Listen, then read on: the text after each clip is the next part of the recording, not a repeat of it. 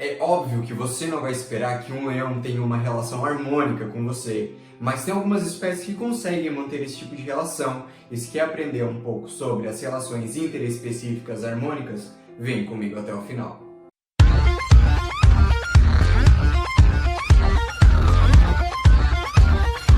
Como já visto, dentro de uma comunidade há relações harmônicas e desarmônicas entre os indivíduos, que podem ser entre indivíduos da mesma espécie ou de espécies diferentes, como acontece aqui nas relações interespecíficas, que são relações que podem ser tanto harmônicas como desarmônicas entre indivíduos de espécies diferentes. E vale lembrar que é uma visão dentro de uma comunidade.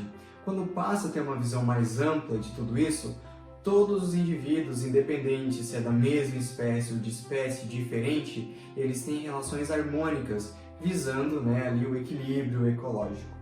Vale lembrar que nesse tipo de relação harmônica, nenhum dos dois indivíduos eles são prejudicados. E o primeiro exemplo de relação interespecífica harmônica é o mutualismo.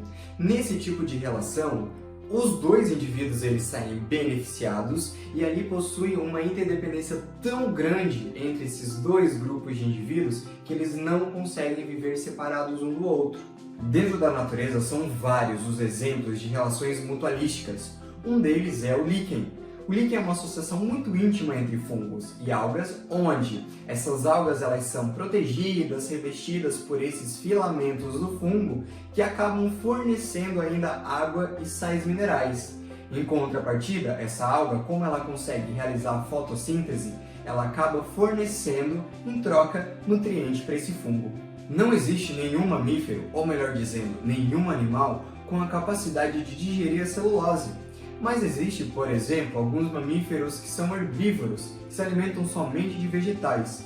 E como esses fazem para absorver a glicose da nutrição? Eles acabam fazendo um tipo de associação mutualística com algumas bactérias, onde esse mamífero ele vai fornecer um habitat protegido para essa bactéria lá no estômago e, em troca, essa bactéria fornece a digestão da celulose, doando para esse mamífero, no final da digestão dela, a glicose. Isso também vai acontecer com alguns insetos que se alimentam de madeira, como por exemplo os cupins, mas eles fazem associação com outro indivíduo, que são os protozoários. Lá dentro do trato digestivo dos cupins, os protozoários acabam fazendo a digestão da celulose, dando para esse cupim a glicose para a digestão. Em contrapartida, o cupim ele acaba fornecendo também um abrigo, uma proteção para esses protozoários. Um outro exemplo de associação mutualística acontece com fungos e algumas bactérias e as plantas, onde esses fungos, no caso as micorrizas e as bactérias do gênero Rhizobium, se associam à raiz de algumas plantas, aumentando a superfície de contato dessa raiz, fazendo com que a absorção de água e sais minerais aumente. Em contrapartida, a planta fornece para esses fungos ou bactérias nutrientes. Muitas plantas com flores acabam tendo essa relação mutualística com alguns animais polinizadores, onde elas vão fornecer o néctar para esses animais e eles vão fornecer para a planta a dispersão da espécie, fazendo com que aumente a variabilidade genética dessas espécies de plantas. Passando o mutualismo, a gente vê um outro exemplo de associação interespecífica harmônica, a protocooperação, que é uma associação também onde os dois indivíduos se beneficiam, mas agora não é mais uma associação obrigatória. Os dois indivíduos eles conseguem sobreviver independente do outro, diferente do mutualismo.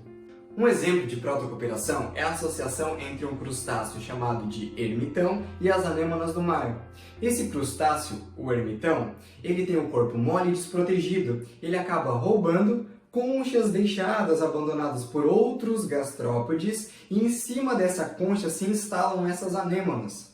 As anêmonas, por vez, como elas têm células urticantes, acabam conferindo uma proteção para esse ermitão. E ao se deslocar, esse ermitão, ele dá para essa anêmona uma exploração maior do ambiente. Um outro exemplo de protocooperação é a associação entre o pássaro-palito e alguns crocodilos.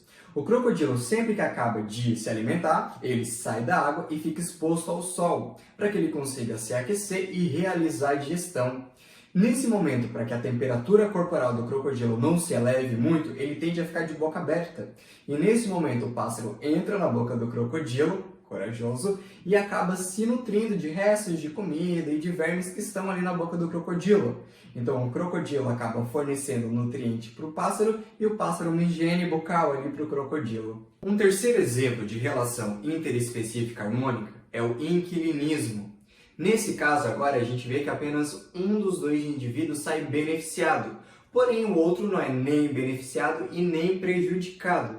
E normalmente o motivo dessa associação é a busca por abrigo e proteção. O inquilinismo ele é muito comum em várias espécies de peixes, que buscam abrigo e proteção em colônias de corais ou até em colônias de esponjas. Como eles estão só buscando se abrigar nessas colônias, acabam não trazendo nenhuma interferência significativa, nem para essas colônias de esponjas e muito menos para essas colônias de corais. Um outro exemplo de inquilinismo é a relação entre o peixe-agulha, que é um peixinho que tem um corpo bem alongado e fininho, e ele busca se proteger no interior do corpo de um pepino do mar, lá na traseira. Lá mesmo, onde você acabou de pensar. Para o peixe, acaba o pepino do mar trazendo proteção contra os predadores, agora para o pepino, essa relação ela continua neutra.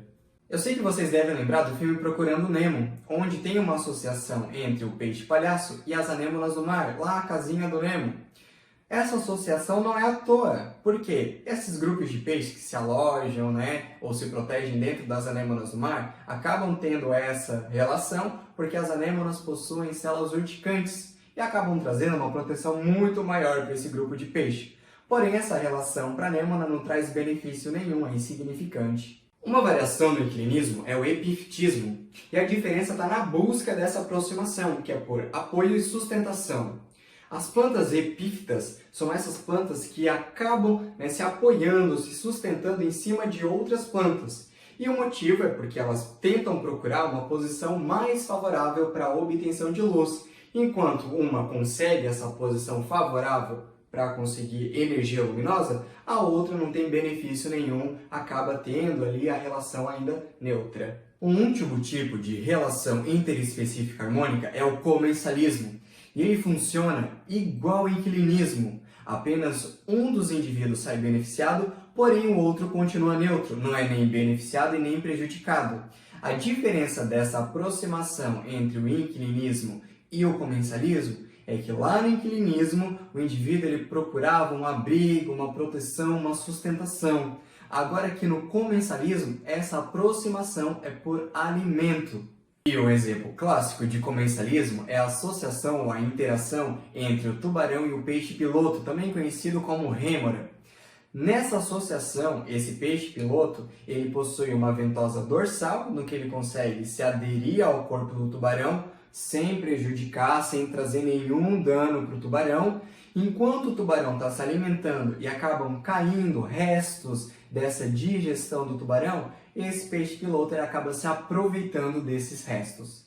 Aprendeu tudo sobre relações interespecíficas harmônicas? Nas próximas aulas a gente vai falar das relações desarmônicas. Se aprendeu, já deixa o like. Se ficou alguma dúvida, deixa aqui nos comentários.